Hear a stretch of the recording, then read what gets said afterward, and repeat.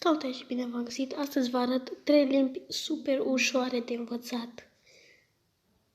Să începem cu prima.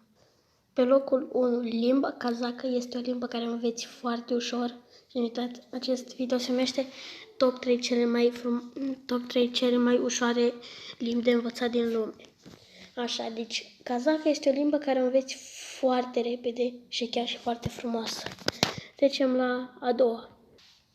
Limba Suomi este o limbă care este chiar și foarte frumoasă și chiar și ea la fel o înveți chiar foarte repede.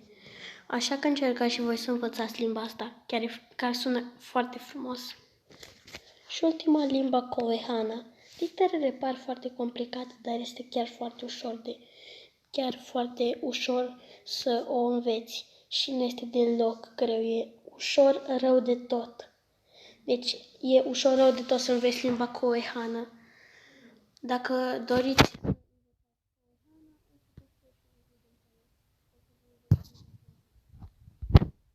acesta a fost un video cu cele mai ușoare limbi din lume. Noi ne vedem data viitoare. Pa, pa!